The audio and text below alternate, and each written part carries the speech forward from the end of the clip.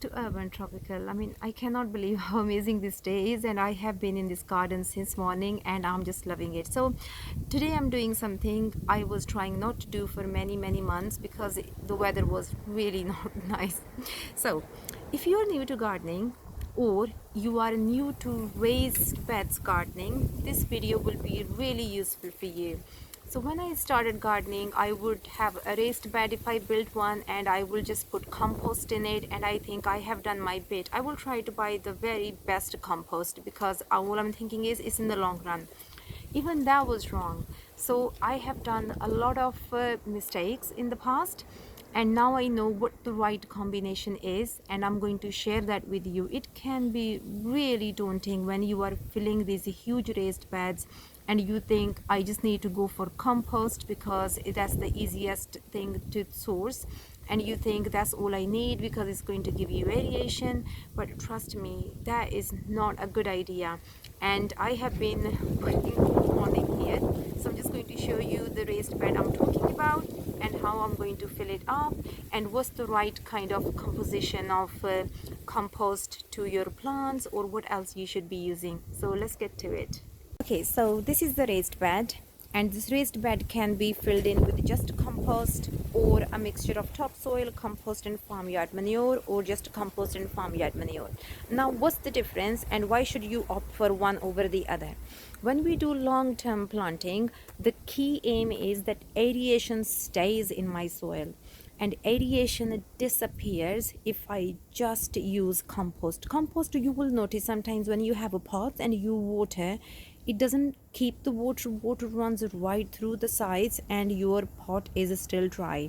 That's because it has been compacted over time. And when you are planting into raised beds, that's what you want to avoid, that it's not dense. There will always be aeration in your soil, and to achieve that, the best thing is topsoil. So why topsoil is so good when it's so heavy? So topsoil has a lot of sand in it, so that sand always makes sure that the aeration stays there. It's a very loamy actually. If I mean, I will open this up and you can see that.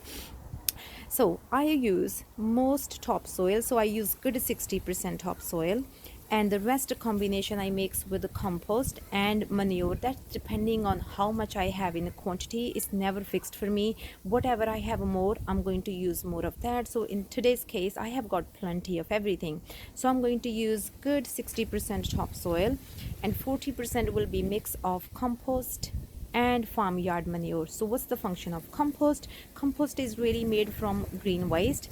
It does have a lot of nutrition. Sometimes you can buy sometimes very less in a nutrition, sometimes with added nutrition. So there is all kind of compost you can buy. Levington is kind of my favorite brand. I just love their compost. It's so black. So we are going for compost for aeration and just to make our topsoil a bit more airy. The third thing we are using is a farmyard manure. So this manure is going to provide all the organic matter for not just exotic plants, any kind of plants you want. Multi-purpose compost, you don't have to be fussy about. You can really pick any as long as you have used it before and you know you are good. I mean, I find people are very much adamant on the brand they use because they just like that product and they don't want to have a different goes. For me, same again, personally, I like Levington compost the most. At the same time, you might say, okay, I don't want peat because of environmental reasons. You can go peat free. I have tried peat free. Actually, it dries up so much more quickly. So far, I don't tend to use any peat for my home because for environmental reasons. For garden, I still end up using some peat, but at the positive side is rather than using 100% compost, I'm using 20% compost. So my peat reduction is quite a lot here. So now it comes down to that why should we add the farmyard manure. So what this manure does, it really helps break down again, and it's really rich in organic matter. That means your plants will do really well. It really helps not to get the soil again compacted.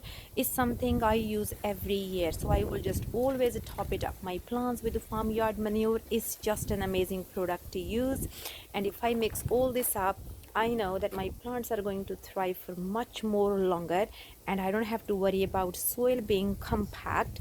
It's just awesome. And I have done compost before, and I cannot tell you how disappointed I was when I figured out why my plants keep on dying and why my soil is always dry.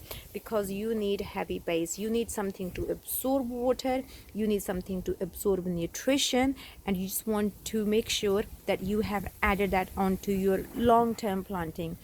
We don't need to use topsoil. If I'm using baskets are very short run, so I am happy with the compost. I can just use that. I can add some granules which can retain water, so I don't have to keep on watering. But when it comes to long-term planting, compost is a bad idea. It must be mixed with the topsoil, and of course you can also add mushroom compost in it as well. So there are so many options you can use, and that's what I do. But anyway, I really hope that this was useful, and thank you so much for watching. If you do have any comments, you can leave them in the comment box here. Sorry, I was just paying attention to the soil. So this is a topsoil, and you can see how nice and airy it is. It will not clump like clay does, because clay you don't mind if it's in the ground, because ground plants take care of itself. When it's a raised bed, clay isn't that a great idea. If you do have a spare clay and you don't want to buy topsoil and spend money, you can always break the clay into small pieces and just mix it with your compost, which I have done previously in my other raised beds, because otherwise it does cost a lot of money if I have to buy topsoil for every single raised bed. Sometimes you just don't have a choice, especially when it's the top of your raised beds.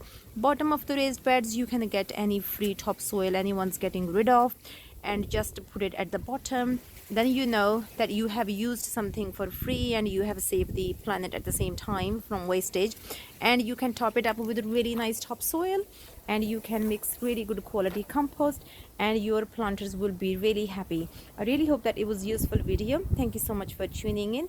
And now I'm just going to fill this up just to show you Levington as well. I just really like Levington compost. I just think it's really good quality. So I'm just going to fill this up now and ready for my spring planting.